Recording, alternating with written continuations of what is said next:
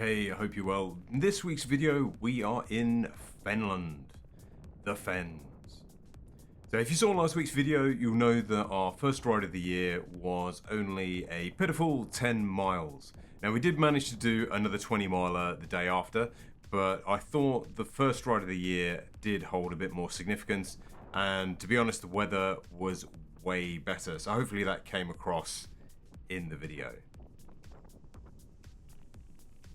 So today's video, we're in the Fens, which kind of covers a fair few counties, but we're only going to be dealing with a bit of South Lincolnshire and a bit of North Cambridgeshire. Not that you're really going to be able to tell the difference. It was all fairly flat, which is the main reason for selecting this area. So we can take that kind of muscle strength and intense cardio going up steep hills out of the equation, so we can kind of focus on getting some distance under our belt. So with this ride, we're looking to get up to in and around 30 miles in distance. It was a really glorious day, so we do have a couple of opportunities here for pub stops and rest stops in general, which does make your day a much more enjoyable experience.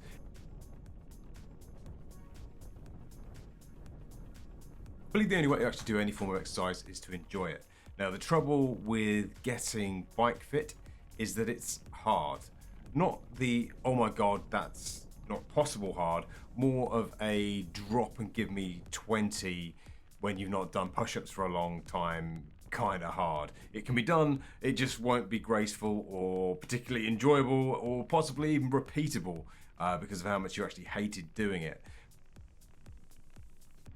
Having spent the first 6 months of the year concentrating on running, particularly long distances, I do have a good base for cardio, and being consistently inconsistent with my weightlifting, I've kind of become a bit of a plodder, not exactly built for speed.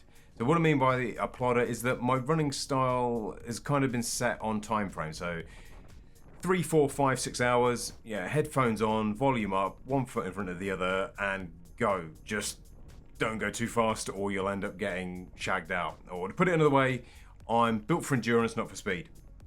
And I love it. It's kind of my meditation, or at least it's my meditation until the pain kicks in. Cycling, on the other hand, is a bit of a different beast. First of all, headphones are not really an option. I use Shock's bone conducting headphones, but on a bike, you can't hear enough to listen to audiobooks or even music, really. I mean, music may be an option, but with the amount of bad driving that's out on the road, the amount of bell ends about, really, to be honest, you need to be switched on 100% of the time. So music is, by all accounts, distracting yourself is probably not the best thing. Certainly not at the level that I'm at the moment.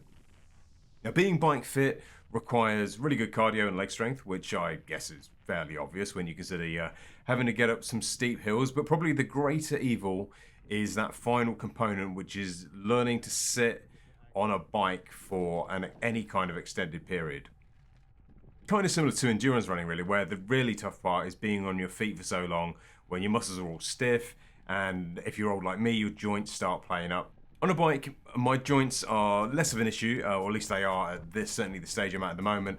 But being saddle sore and the strain that you get in your traps and around the back, all the muscles around the back of your neck, is definitely noticeable after a couple of hours in the saddle. And it certainly takes all the fun out of it. And I'm not convinced how much better that's going to get over time. I'm sure it'll improve a bit, but my kind of logic is that it's going to be there regardless. It's just part and parcel of cycling.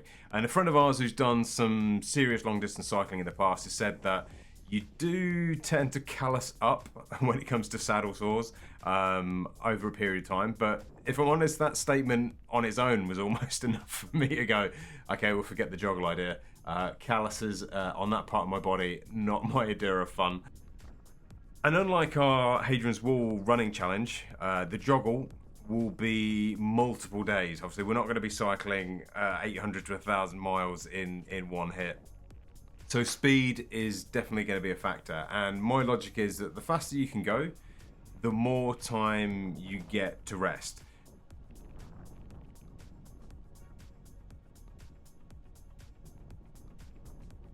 kind of takes me back to when I used to do a lot of hiking, particularly when I was younger. And the fittest people would always get up to the top of the hill.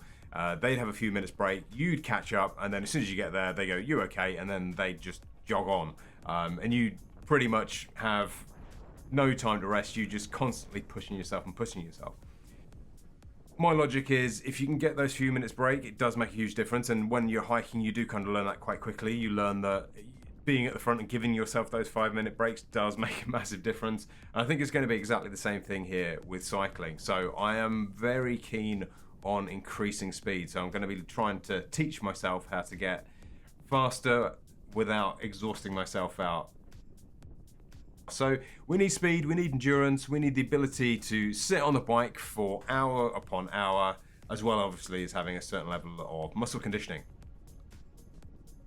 It's all pretty tall order when you're starting out from ground zero. I mean, I have reasonable cardio and reasonable muscle strength, but 10-minute blasts around the block are not going to cut it when it comes to endurance and getting experience of being sat in that saddle. So although you are safe from hills in Lincolnshire, or certainly in South Lincolnshire, the one thing that you do come across is wind.